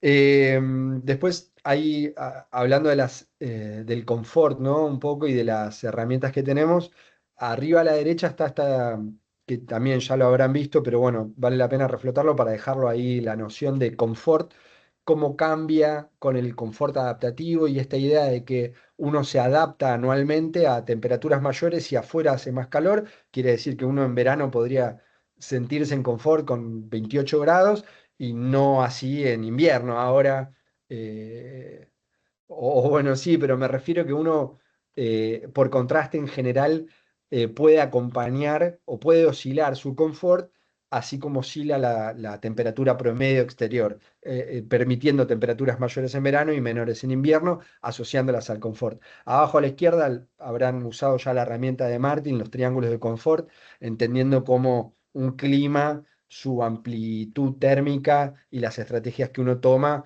hacen que pueda, ¿no? Teniendo en cuenta el gráfico de arriba a la izquierda, un edificio aprovechar su inercia térmica o algunas otras estrategias para mantenerse en confort sin la necesidad de medios auxiliares de energía. Abajo a la derecha lo mismo, esto volcado y medido. Esto es algo que tienen estas herramientas. El de abajo a la derecha está hecho con Ladybug Tools. Tiene esta capacidad de calcular a priori para un determinado clima cuáles estrategias van a tener cuál porcentaje de efectividad para llevar directamente esas horas a que las personas tengan confort. Eh, de vuelta ahí está el hospital este de Amancio Williams que habíamos visto. Arriba a la derecha está el de LEP, muy asociado a la incorporación también de vegetación. Creo que es bastante elocuente la imagen. Es eh, una imagen que no tenemos asociada a un hospital y que no, tampoco hay una explicación de por qué no la tenemos asociada a un hospital, pero bueno, ahí está. Hay casos que pueden dar un poco otra imagen de qué puede ser un hospital. Abajo a la izquierda lo mismo, entiendo que son ejemplos ahora un poco más modernos de cómo el abordaje de los hospitales está siendo cambiado, ¿no? Para incorporar todas estas estrategias y más que nada una idea de rehumanizar los espacios con esto de las visuales al exterior, la conexión con el exterior, la vegetación. Son ideas que empiezan a cambiar un poco la idea de hospital, ¿no? O de arquitectura para la salud actual. Esto es lo que les comentaba antes, que está Guillermo, sacado perdón, inclusive. Sí, sí, una pregunta. En sí. relación a lo que hablaba de la calidad de los espacios de los hospitales, ¿no Ujú. sabes si hay como estudios o estadísticas de que diferencien lo que son los hospitales públicos a las clínicas privadas en relación a eso? Porque aquí haciendo un ejemplo rápido, los hospitales clásicos que tienen, aquí en Tucumán, yo soy de Tucumán, los Ujú. hospitales que tienen 100 años, todos los espacios que se me vienen a la mente son similares a los de las primeras imágenes que mostraba, con grandes volúmenes de aire, grandes aventanamientos, pabellones comunes, pero grandes, ¿no? Y las clínicas privadas, por lo general, son laberínticas y que raramente ingresa el sol a los lugares de internación y son las más modernas, entre comillas, y las más costosas, ¿no? No sé si hay Mira, una... Sí.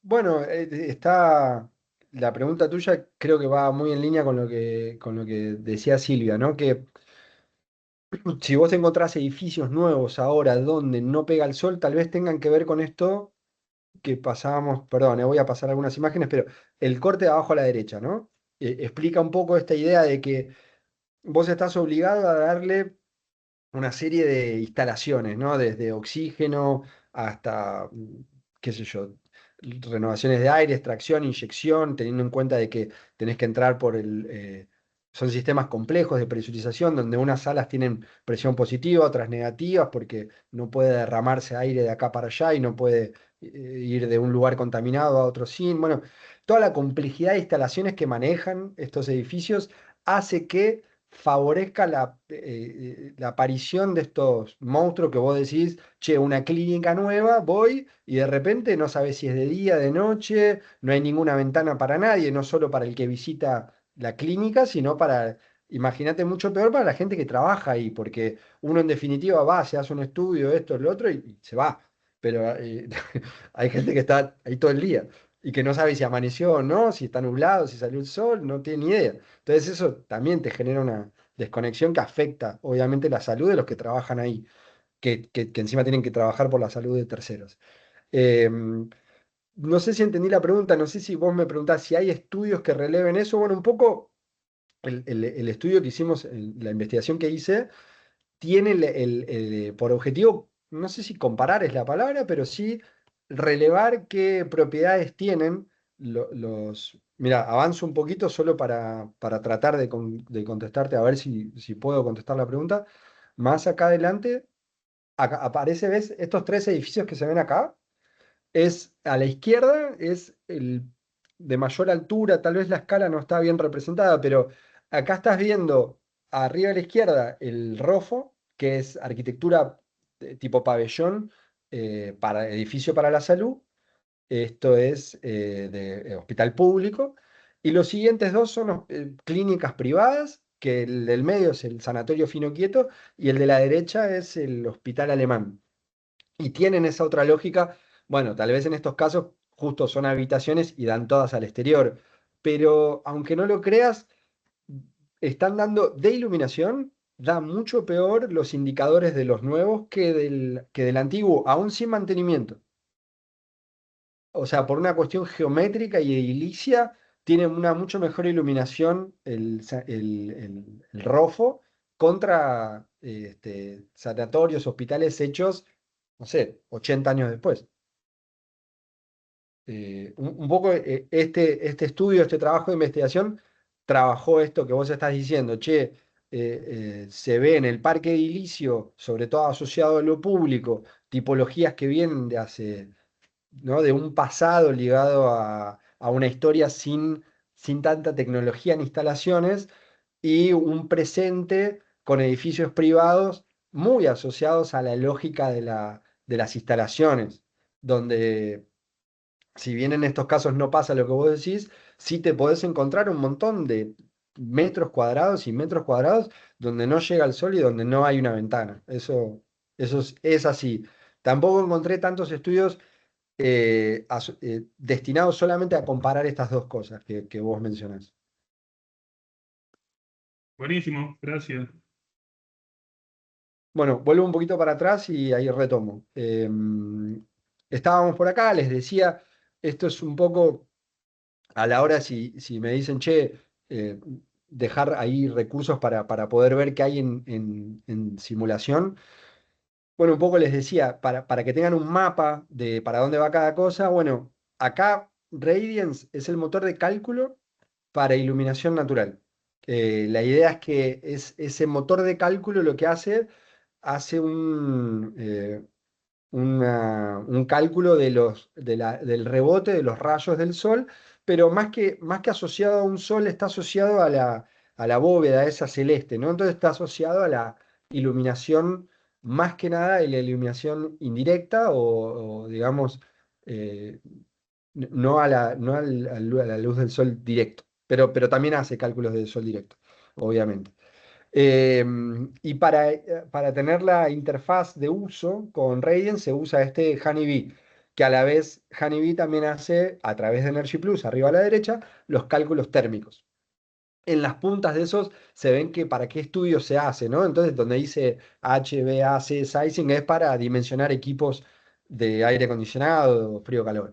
Para estudiar el confort interior, lo mismo, Energy Plus. El confort exterior, bueno, ahí fíjense cómo se combinan esas dos herramientas. OpenFOAM, la que hablábamos antes de CFD, dinámica de fluidos, y Energy Plus, que es un software termodinámico, por decirlo.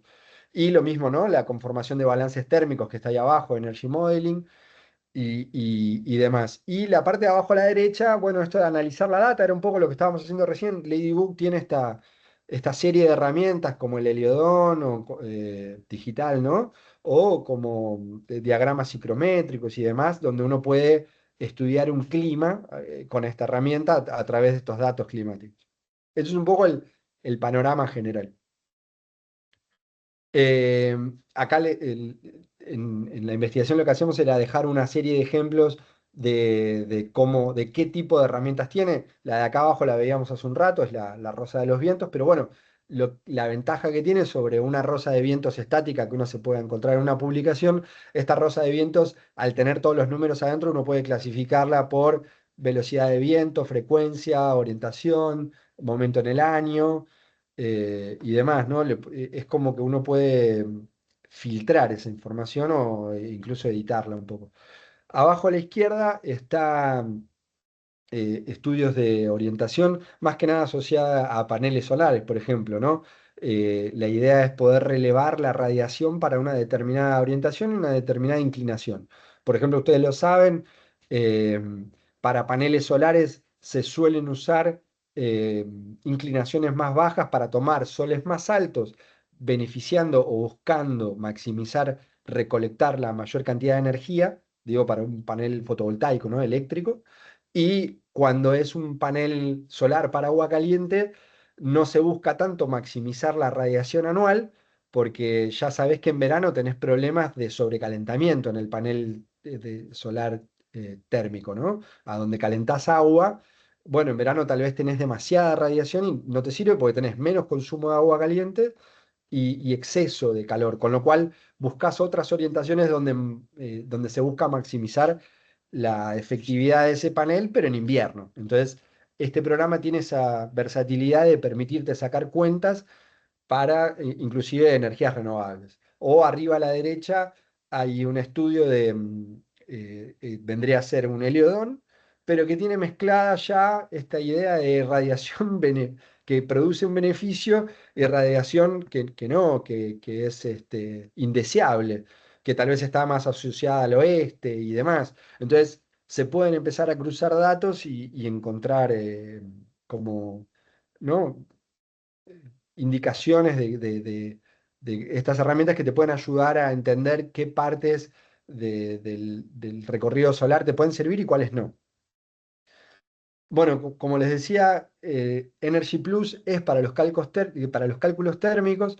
Arriba a la derecha hay un esquema de cómo se fue históricamente componiendo este programa, que está hecho por módulos. Y esos módulos se usaban separados completamente. O sea, se trabajaba de vuelta, estos en los años 90, se entraban los datos directamente a teclado, es decir, si uno quería hacer cualquiera de estas investigaciones, hoy tenemos la interfaz geométrica de Rhino y de Grasshopper, donde es mucho más fácil explicar una orientación y qué es un edificio, o cómo está compuesto un edificio. En su momento era todo, se ingresaban inclusive las esquinas, ¿no? Los vértices. Un punto está ubicado en el espacio en la coordenada tanto, tanto, tanto, tanto. Enter, ingresaban la coordenada, seguían con otra, formaban un plano, bueno, y así. Eso fue evolucionando, pero lo bueno es que en la evolución pudieron mantener una verificación de los resultados que daba.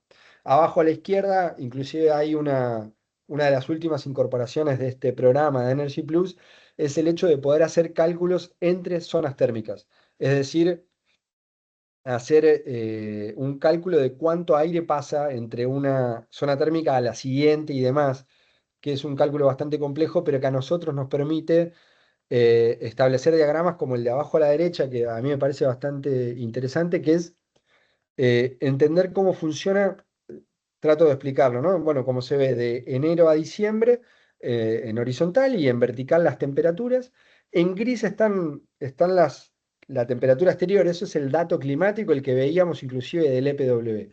Eso en 2 segundos se toma el EPW, se le pide el dato y se plotea, no es un problema. Pero lo que viene arriba sí es un poco, a mí me parece interesante porque es es el hecho de simular la temperatura operativa para un determinado edificio para ese clima.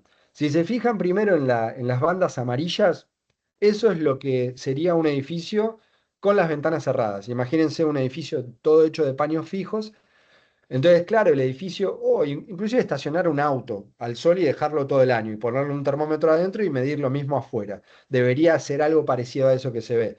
¿Qué es lo que pasa? Que las temperaturas que tenías al exterior y bueno, se multiplican un poco y se replica la misma oscilación diurna, se replica a unos, no sé, 8 10 grados por encima. Y ahora lo interesante es decirle al programa este Energy Plus, che, bueno, abrí las ventanas. También para abrir las ventanas hay una cierta lógica, ¿no? Abrir las ventanas, bueno, ¿cuándo? No, no las abras cuando afuera hagan menos, no sé, o adentro haga menos de 22 grados, porque si abro la temperatura y afuera está más fresco y ya estoy a 22 grados al interior, y bajar a 21 o a 20 no me va a dejar en confort. Entonces, a lo mejor ven ese piso ahí en 18, 19, que tiene la banda verde, que puede tener alguna restricción de uso, de cuándo se abren las ventanas, pero en definitiva, un poco la intención de todo es demostrar numéricamente que un edificio ventilado no tiene ningún parecido con un edificio no ventilado. Entonces, empezar ahí a distinguir los efectos de la ventilación natural, pero ya volcado más a números, para ver si esa noción que tenemos tiene impacto y cuánto. Obviamente esto impacta también en el dimensionamiento de los equipos, porque si uno antes de hacer las cargas térmicas viera cómo se comporta el edificio, que es lo que se le llama la simulación libre, ¿no? Imagínense que uno puede simular el comportamiento de un edificio, pero sin haber prendido la calefacción y sin haber prendido la refrigeración. Entonces uno puede tener la demanda cruda antes de que efectivamente se vuelva demanda para un instalador termomecánico, digamos. Bueno, esto está ya aplicado al caso de estudio, al ROFO. Este es el edificio modelo, y está tomado, esto es la planta baja. Arriba a la derecha hay un esquema de cómo calcula el programa, se llama Ray Tracing, y entonces lo que hace es lo que se ve en el medio, ¿no? Reverse Tracing, que parte del ojo, de la perspectiva de donde se quiere hacer la simulación, y desde ese punto de vista salen los rayos y se calcula la cantidad de veces que tardan en volver a este hemisferio, digamos, o a esta cúpula, la cúpula celeste, ¿no? De donde viene toda la iluminación natural.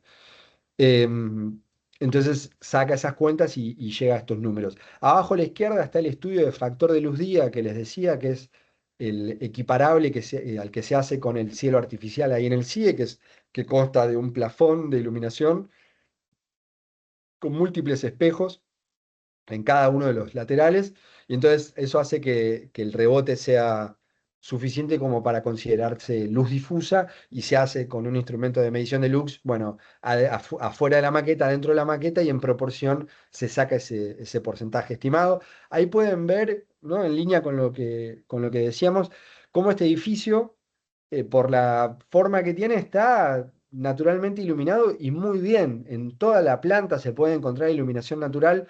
Hay muy pocos casos donde desciende abajo de 2%, que tiene que ver más que nada con áreas de circulación, con lo cual está mal, pero no tan mal, digamos, porque si no vas a estar tampoco tanto en ese espacio, bueno, qué sé yo, se puede artificialmente completar un poco. La siguiente, la del medio, es una medición que se usa mucho en lead. Perdón, voy evaluando un poco los tiempos porque entiendo que si arrancamos a las 7, por lo menos en mi época solíamos hacer un parate a las 9. Eso no sé si se sigue replicando. Sí, Alguien por ahí te iba a decir eso, Guillermo, que a las 9 normalmente hacen 15 minutos de receso, 15, 20 minutos. Bueno, ¿les parece? Llegamos hasta las 9 entonces, seguimos hasta las 9. Sí, dale. Bien, perfecto, buenísimo. Bueno, la que le sigue ahí, la medición que sigue ahí es SDA, que es la sigla en inglés para Spatial Daylight Autonomy, o sea, autonomía de luz diurna.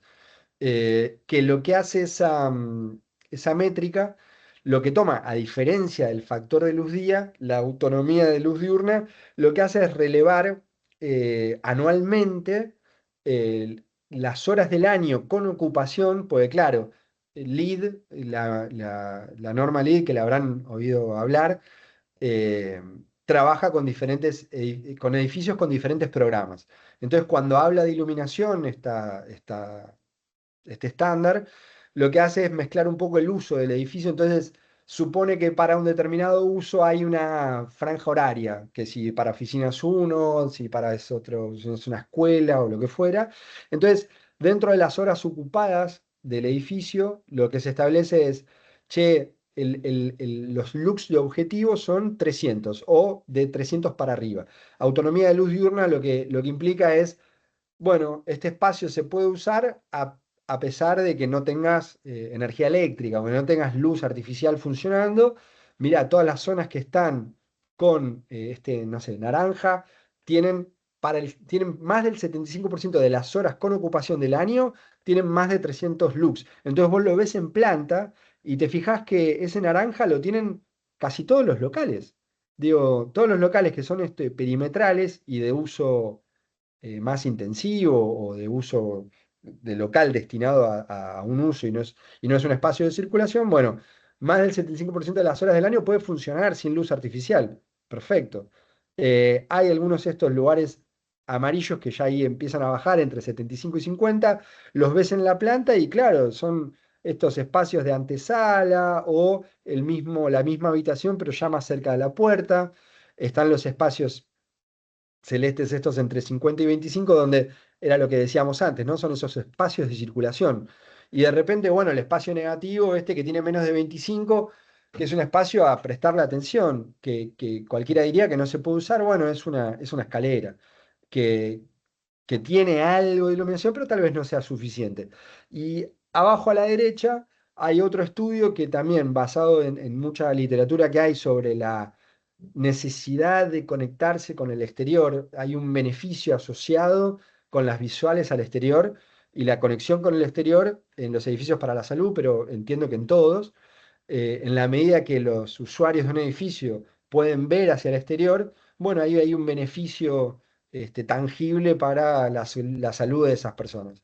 Entonces, lo mismo se pueden hacer esos estudios y entender que estas tipologías o la planta baja de este edificio modelo del Instituto Rofo tiene una gran conexión con el exterior y eso lo favorece.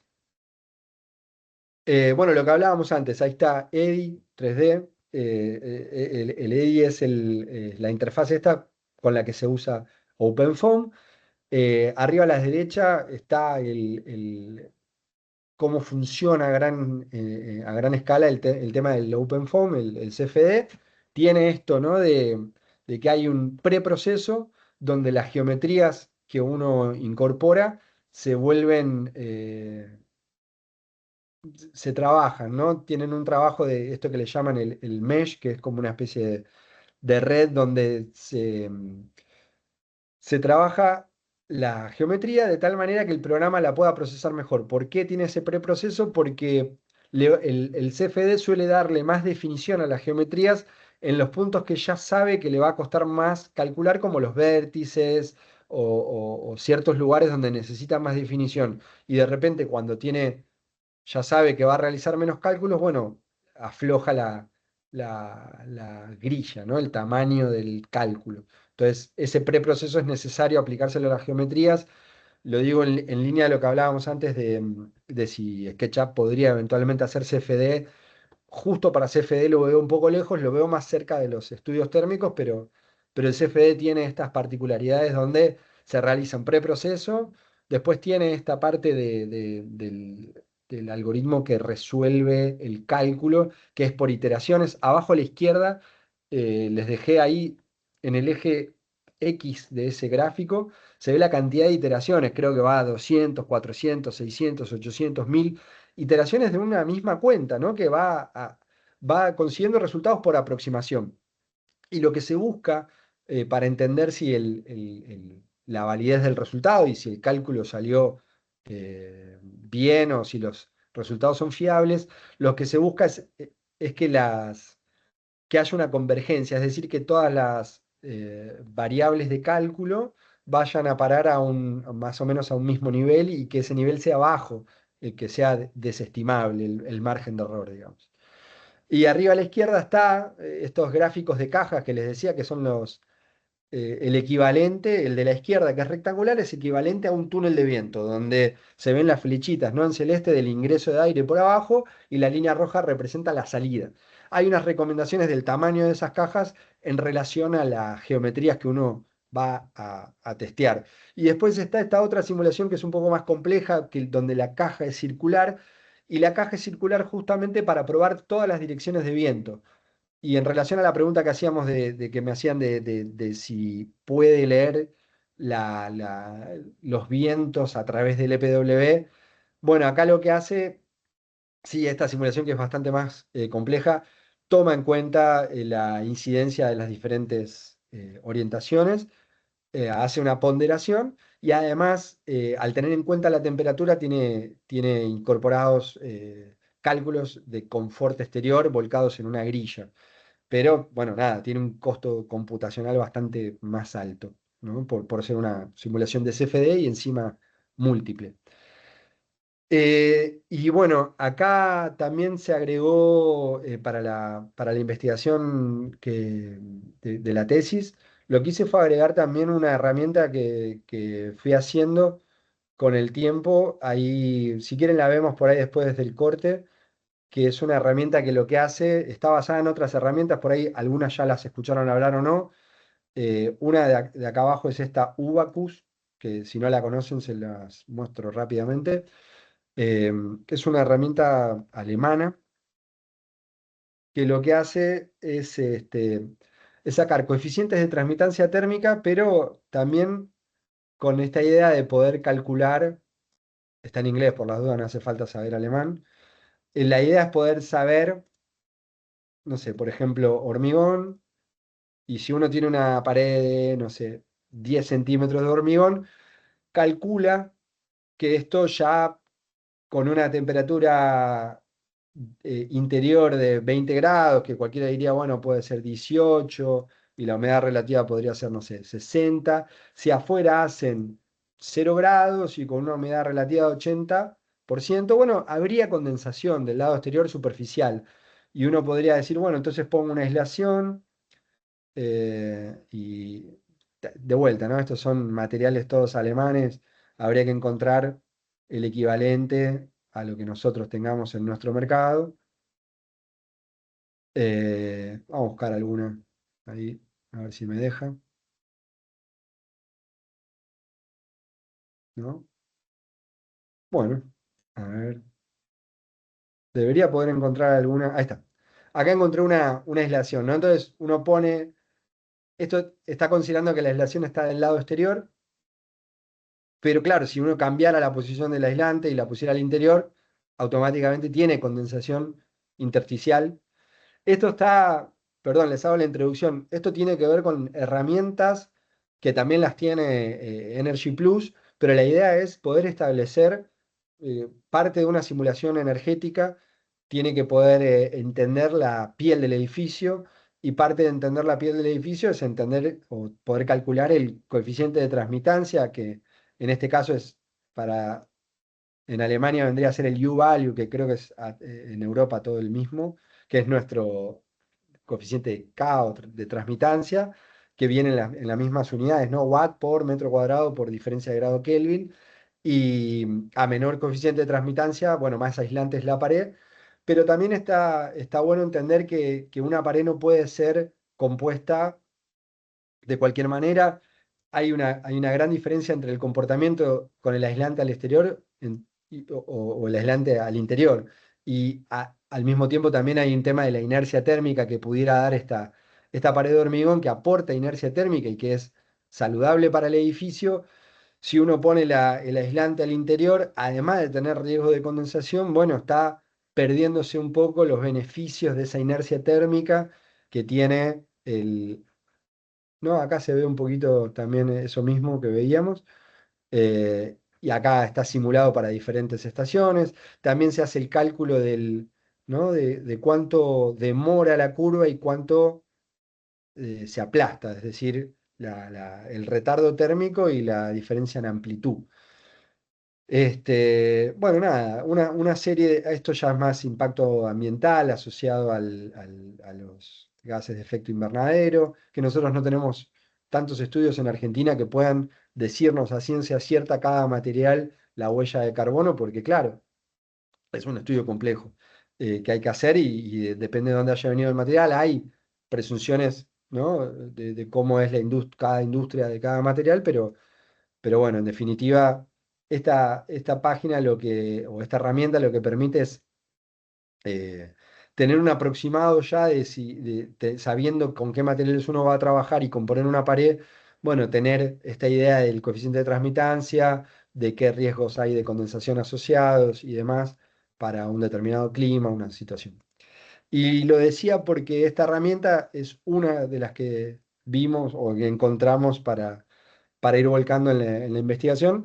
Hay otra, esta es uruguaya, que yo no la pude volver a hacer andar, pero en su momento el Ministerio de Energía de Uruguay la publicaba, se llama H-Term, no sé si alguien por ahí la usó alguna vez, es parecida a esto que veíamos, es un programa que se ejecuta localmente, que se le agregan las capas, tiene una base de materiales si se quiere, más parecida a la nuestra, porque en Uruguay tampoco tenemos tanta diferencia.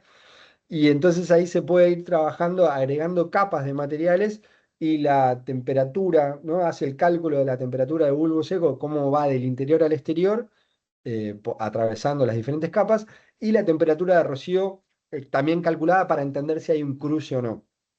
Eh, y esto fue también cruzado ahí con una base de datos. Entonces, todo esto funcionó como puntapié para hacer una herramienta que si quieren la vemos después del corte, pero es una herramienta que se parece a esto, que lo que hace es, digo se parece porque ahora fue evolucionando un poquito más, pero en definitiva la idea es ir pudiendo agregar capas, ¿no? Tiene una lógica donde uno tiene un material, lo agrega a la lista, este, tiene un menú con diferentes materiales, hay hormigones con diferentes densidades. Abajo la tabla que se arma es en el formato que la pide IRAM, ¿no? Donde hay una resistencia superficial interior que ya viene dada, que es ese 0,13, y la resistencia superficial exterior siempre hablando de muros, ¿no? De 0,04, lo cual hace que ya el mínimo de la transmitancia térmica, estás hablando de un 5,7, 5,8, porque sería el inverso de haber sumado las resistencias estas de 0,13 y 0,04. Bueno, uno dividido esa sumatoria, que entiendo que es 0,17, uno dividido 0,17 te da 5,7, 5,8, una cosa así, que sería como la transmitancia térmica máxima que uno puede obtener. Y bueno, un poco esta herramienta, así como más simple, está pensada esto para hacer cálculos de transmitancia térmica. Ahora, después vemos qué otras opciones tiene y demás. Y esto está subido a GitHub, que habrán escuchado hablar, es una plataforma para subir software de código abierto. Tiene ya incorporado una calculadora psicométrica que se llama Cyclolib, que es de código abierto. Está hecha en JavaScript y tiene ahí una serie como es, de archivos y demás como para ir chusmeando. Bueno, la verdad que quedando 5 minutos más vale la vemos y después ya entramos en las simulaciones estas de los edificios. Así que bueno, ahora está en térmica.ar, por si la quieren chusmear. Es una herramienta que, bueno, se le fueron agregando algunas cosas, además de las que veíamos recién. Eh, la idea es, bueno, esto, poder elegir una localidad dentro de esa, o una provincia y una localidad asociada a esa provincia. Había alguien hoy ¿no? que era de Tucumán, creo, deberíamos tener Tucumán en algún lado, y algunas localidades ahí en Tucumán, por ahí son pocas, habría que ampliar. Pero bueno, la idea es poder ensayar, viene con unos elementos precargados que uno los puede modificar. ¿No? Tenés un aislante cargado, en este caso es poliestireno expandido, de densidad 20 kilos por metro cúbico. Se puede ir cambiando, ¿no? Ese espesor y lo mismo un bloque asociado. La idea era decir, che, si uno va apretando ese símbolo, van aleatoriamente cambiando esos aislantes y esos materiales. Y la idea es un poco poner a prueba para diferentes climas diferentes combinaciones. Y donde las líneas se cruzan, ¿no? Por ejemplo, este caso, es porque la temperatura de rocío termina estando por encima de la temperatura de bulbo seco. Y claro, el cálculo de la temperatura de bulbo seco va cambiando en función de la resistencia térmica del material. Por ejemplo, acá baja bastante porque está atravesando un material que tiene una muy baja conductividad, entonces se genera ese material homogéneo, termina teniendo una alta resistencia y esa alta resistencia produce el descenso de la temperatura, pero claro, cuando el vapor no tiene una resistencia a su paso, es decir, este aislante, que en este caso es lana de vidrio, el vapor o la presión de vapor de agua sobre este aislante sigue de largo o se ve muy poco o tiene muy baja resistencia al paso del vapor. Sin embargo, en comparación, el bloque, acá el ladrillo cerámico de 18 centímetros, sí ejerce, tal vez no sea un elemento que uno pueda decir tiene una gran resistencia térmica al paso del vapor, pero en comparación con la resistencia del aire, las superficiales, tanto la interior como la exterior, o la del aislante, termina siendo, entre comillas, la barrera de vapor. Entonces, el salto de la presión de vapor se produce después del aislante en el bloque y eso hace que si no hay una barrera de vapor incorporada, esta solución constructiva tenga problemas de condensación. Uno ahí debería agregar una barrera de vapor, eligiéndola, ¿no? Por ejemplo, hay muchos aislantes que vienen ya con esta idea de van revestidos con una hoja de aluminio, entonces se agrega esa capa, hay que trasladar la capa a la posición lógica, que sería el lado interior, ¿no? La cara caliente del aislante para la condición de invierno, que es la que se estudia, evitando de esa manera la condensación, o lo mismo, si uno podría decir, bueno, prescindo de la barrera de vapor, en este caso vuelve la condensación, pero si uno ubicara el aislante por el lado de afuera, bueno, ya está, listo, no hay tal problema porque el descenso de la presión de vapor se da en el elemento que más resiste, que en este caso es el ladrillo de 18, y para cuando llega al aislante ya esa presión de vapor está abajo, entonces no hay problema, ¿no? con esa transición. Bueno, no me quiero estirar mucho más porque entiendo que ya es el espacio de recreo y tomar un poco de aire. Sí les quería dejar esto para chusmear y en todo caso después cuando retomamos les cuento un par más de cosas más sobre esto porque ahora la calculadora está un poco ampliada y tiene además de esta tabla, tiene agregado esto que veíamos en las otras herramientas, pura envidia, eh, el hecho de poder calcular el factor de amortiguamiento y el retardo térmico, ¿no? Una en horizontal, el otro en vertical, y, y poder sacar conclusiones a partir de eso. Inclusive tiene una cuestión ahí que uno puede hacer, ¿no? Un movimiento de desplazar el aislante del lugar y esa línea de trazos que se ve ahí es justamente la posición anterior. Entonces uno puede comparar cómo se comporta esta disposición, ¿no? De el ladrillo al interior y el aislante al exterior, comparado con la versión inversa. Y acá viene, creo que anotado, la versión anterior tenía una diferencia de 4,1, ¿no? Oscilaba 4,4 grados, y ahora con esta nueva disposición, con el aislante por fuera, bueno, 3,3 es 1,1 grado de diferencia. Ahí es donde entiendo, ¿no? Que uno quiere poner el aislante del lado interior para protegerlo del sol, del viento, de la lluvia, de la inclemencia del tiempo, o de los rayos ultravioleta, de lo que sea, pero claro, el producto es mucho peor. Bueno, son las 9, no quiero invadir el espacio este de Guillermo, recreo, perdón, si les parece. una preguntita. Yo me he Sí, ausentado por obvio. un rato en clase. ¿Térmica la has desarrollado vos? Exacto, es así. Bien. Nosotros hemos visto con Angie el año pasado y hablaba muy bien de vos y la publicitado durante el cursado. Y sí, tengo el recuerdo que era más básica la interfaz, que está, Bien, está bien. más completa, ¿no? Muy bueno, muy Bueno, buena. muchas gracias, muchas gracias. Felicidades. Ujú. Bueno, si quieren, hacemos ahí una pausita de 15 y ahí retomamos y encantado de ver lo que quieran y completamos lo que falta. Dale. Buenísimo. Bueno.